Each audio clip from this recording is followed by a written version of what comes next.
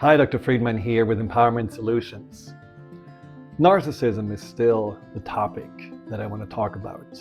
Now, narcissists are not born this way.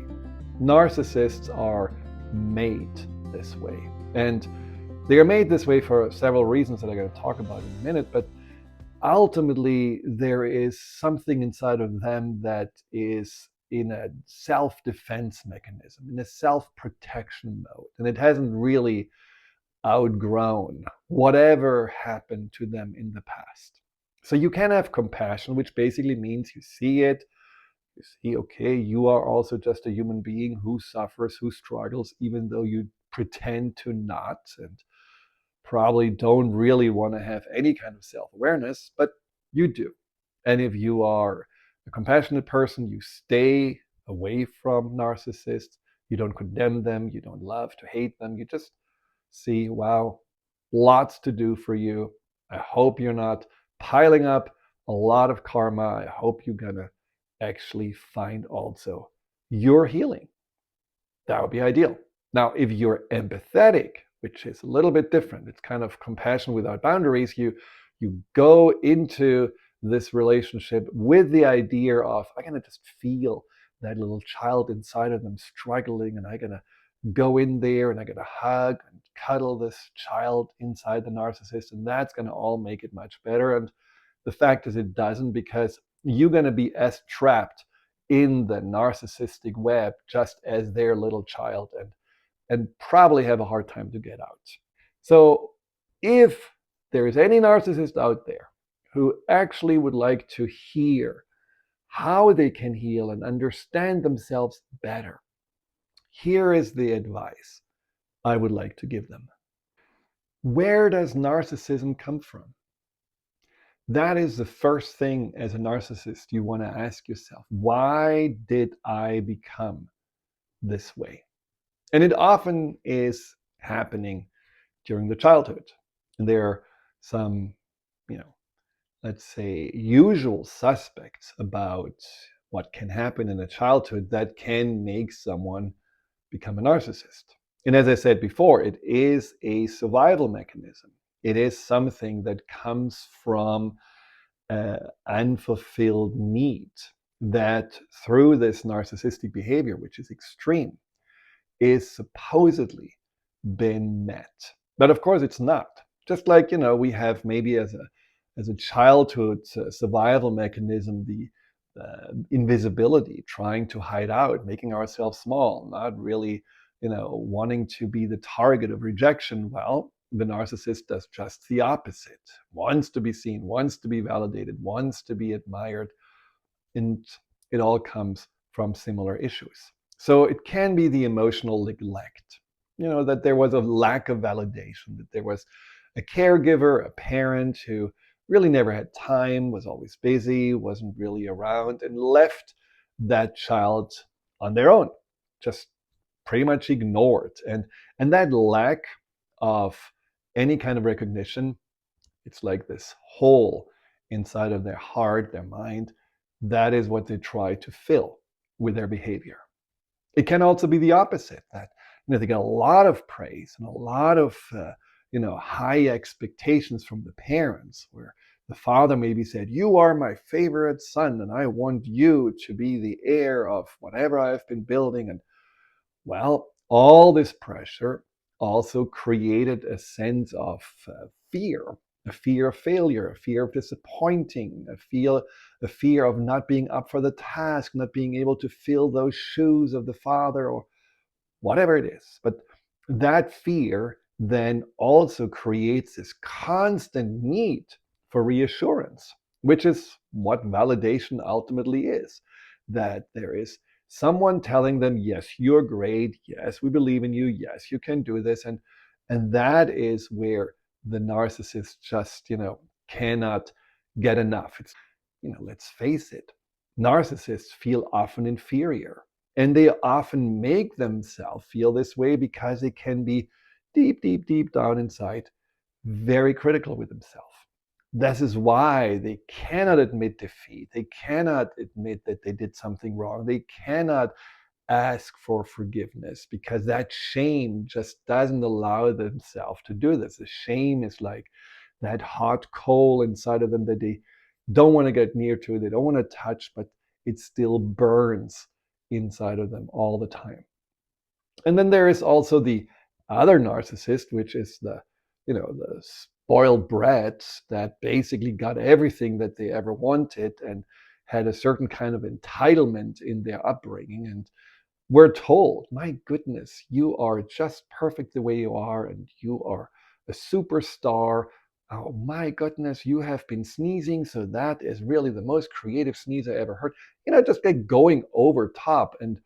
And so when you're raised this way, you just think you are special. You just assume that you actually don't have to really work hard. You don't have to even try hard because everything is pretty much given to you on a silver platter. And it's also not that when you have been spoiled and you have been praised over the top, that you were maybe reprimanded or that there were any kind of repercussions or consequences or, God forbid, punishment. No, everything is fine. Don't worry, you're okay. Doesn't matter. And so that is also where the lack of empathy comes from, because you're pretty much surrounded by this shield of grandeur of how amazing you are and how amazing you are perceived as, so that you don't really have to worry about hurting others or doing anything that may cause some kind of a negative consequence for others, because you don't have to care about them, because you are it, you are the star, you are in the middle of it. And the ego cannot handle that. The ego really gets built up and built up more and more, and this unrealistic self-image is colliding when you get out of your childhood with the real world. And then all of a sudden the real world doesn't give you the praise mommy gave you, or it doesn't necessarily forgive as quickly when you messed up, or it doesn't say, oh, you only have to do 10%, don't do 100%, 10% is perfectly fine, you don't really, you just show up and that's enough. So when the real world then clashes with this fantasy world of the childhood, then the narcissist gets into defend mode. And then everyone who doesn't treat them like they were treated before is attacked, is trying to make, those are at fault, they are not seeing, what I really am. And, then there is this kind of hostility that can come from that, this constant wanting to uh, give payback and vengeance for anyone who did them wrong, and never really letting anything just go, or simply say, sure, I forgive, whatever. No, there is this need to be right, which comes from that deep understanding that whoever they pretend to be and whoever they were told to be is not realistic, it's not true. And of course, the narcissist can also have had some severe trauma and abuse. And that is something that, then leads to the need to control the circumstances. So if you have been dealing with emotional or physical abuse and you could never really trust anybody else, well, then you just decide, I'm going to be in control. I'm going to be the strong one when I grow up. I'm going to dominate with, with power, with some kind of authority. And that way, I always going to be safe. That way, I will not get, again, hurt or traumatized. And this need to control is one aspect of the narcissist. Now, all those things I tell you can, of course, also show up in non-narcissist. A narcissist is just, getting all of this into a whole new level by creating just a mixture of traits that I have been describing before. And the narcissist also has a hard time with attaching.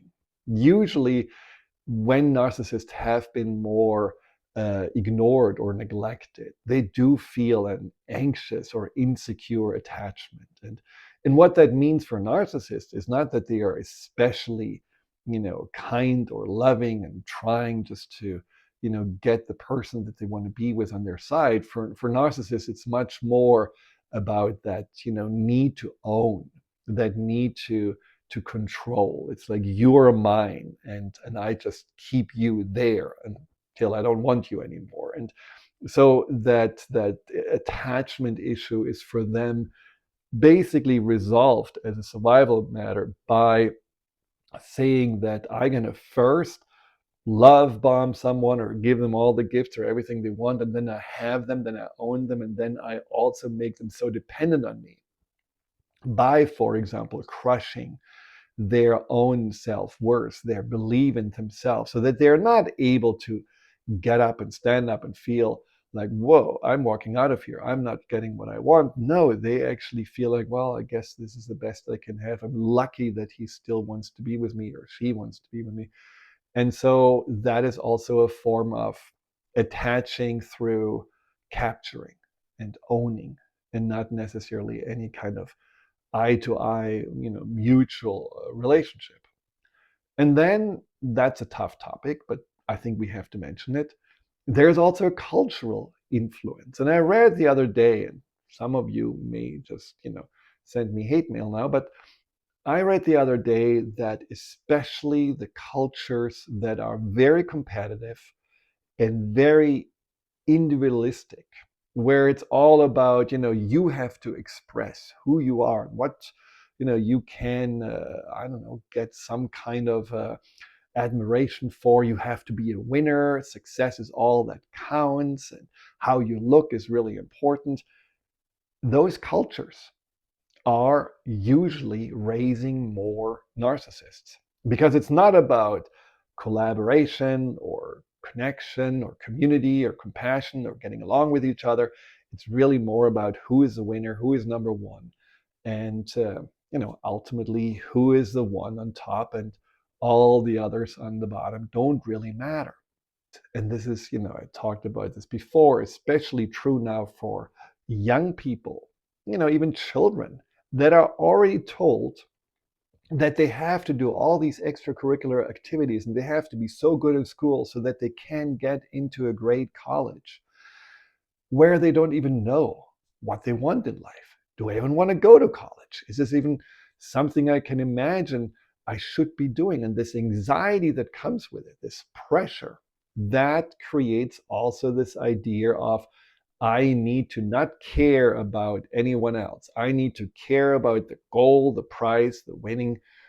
And that can then end up in that narcissism because they also feel there's only a conditional acceptance of society or the parents or whoever it is, only if I'm good, only if I have straight A's, only if I do what they want me to do, then I get love. This insecurity, this not feeling good enough, ultimately the fear of failure, the fear of rejection, abandonment, that not really having even have a chance to figure out who you are, that is what can lead to narcissism. So as a summary, you have to think about narcissists as people that have a very unmet emotional need for love, for validation, for security, safety, but they also have a very great lack of understanding of who they are.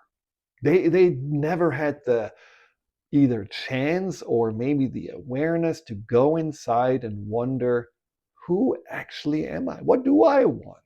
What's important to me? Because all they want is to get from the outside that recognition, that admiration that they feel gives them a sense of purpose or a sense of worthiness. So it's not created internally. So it is not fun to be a narcissist. They're not like the, oh, great winners, always out there, winning that you get tired of. No.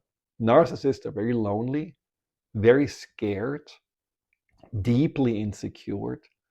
There is a big pool of shame inside of them. And at the same time, there is a thick veil of just denial, not wanting to admit that they are the most vulnerable people, that they are the most scared people, that they feel the most unworthy. So if you want to heal as a narcissist, which certainly takes courage and commitment to do, and it may feel at the beginning hard because, oh my God, what did I do? How did I treat people like this? Where did I end up closing my heart and ultimately, not really showing up as a as a human being? I just showed up as someone who is kind of a, never ending hole that people have to give into their love and attention so that I feel a little bit better about myself. So you have to work with someone. I don't think that a narcissist can heal by themselves. I think it really, really is important that you're working with someone who guides you back to yourself, back to your essence, who you're really supposed to be, and not who you were made to be.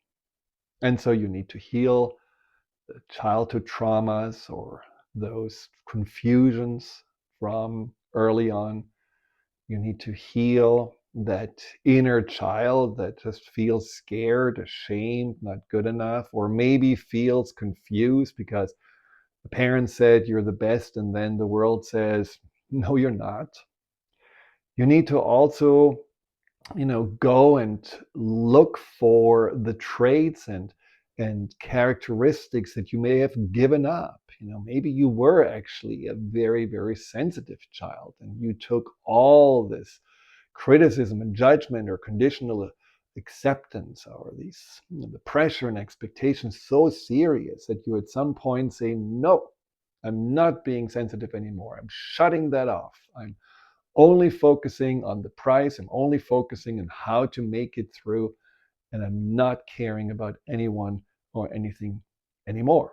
And you probably would also have to really, deal with the victim mentality, which narcissists ultimately have, because anything they don't like has been done to them, and they have to fight it or to avenge it. And so there are lots of different things to do.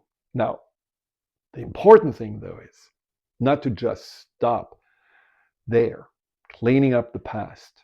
The important thing is to really have let's say, a matrix change in your mind. You have to go and look at your values. So your belief may have been, I need to be admired to feel good about myself. So you would have to change this in a new belief, a new value that says, my worth is not dependent on others. I find it intrinsically within myself. Or from feeling superior, better than others, to equality.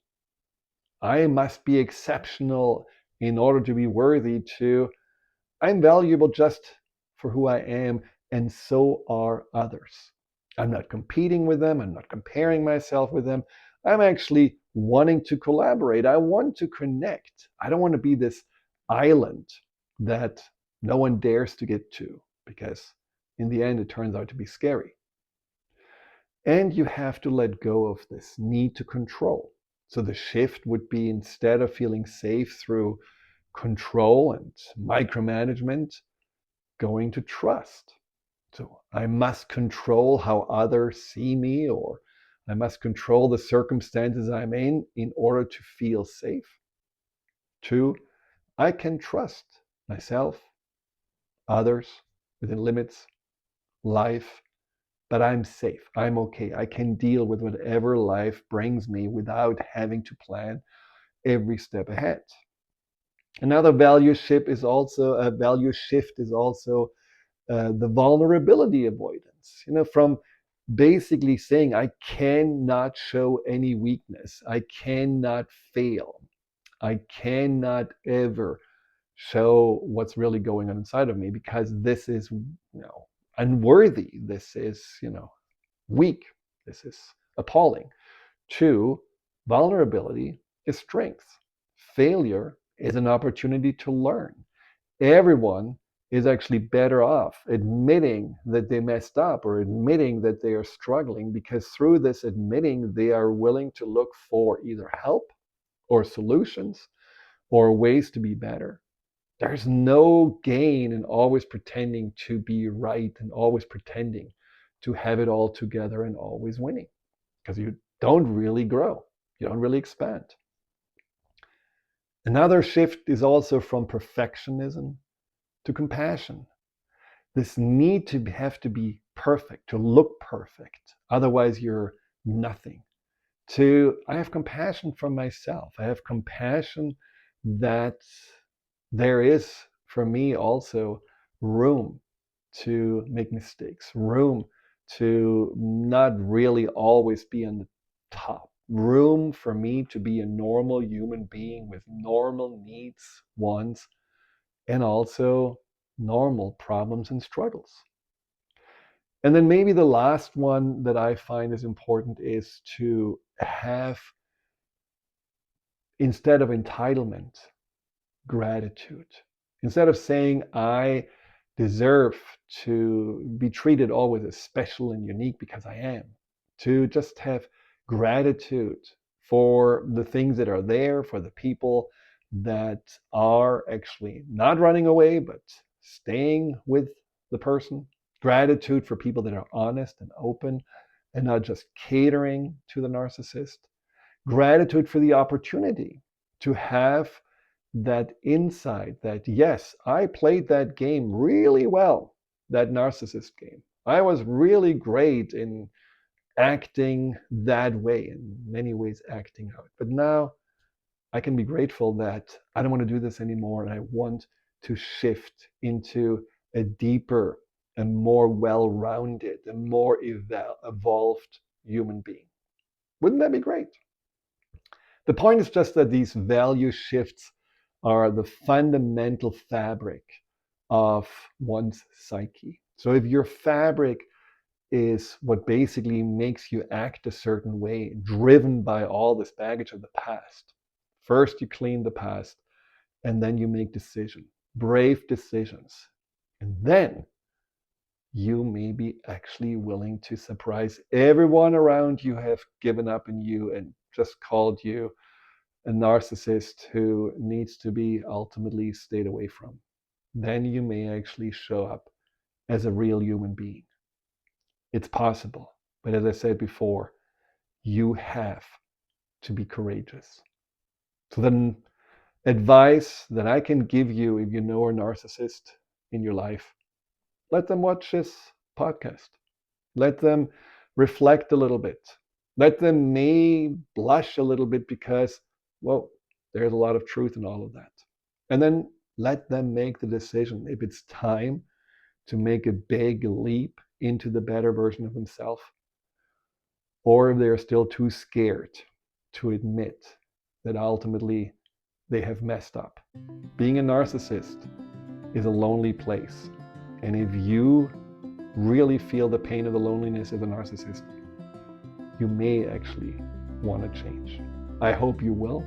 I never give up on anyone. I think we are actually designed or born to adapt, to grow, to evolve, and even narcissists can do that. And I hope this podcast inspires you to do so.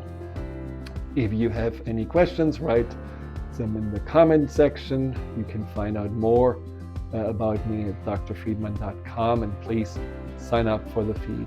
I'm always happy to get more people interested in my work. Thank you. Hi, Dr. Friedemann here. Thank you for tuning into my YouTube channel. If you're interested in learning more about fear and anxiety, here you'll find guided meditations, webinars, and interviews with some of the most renowned experts in the field of empowerment. Delve into the over 230 videos and more to come every week.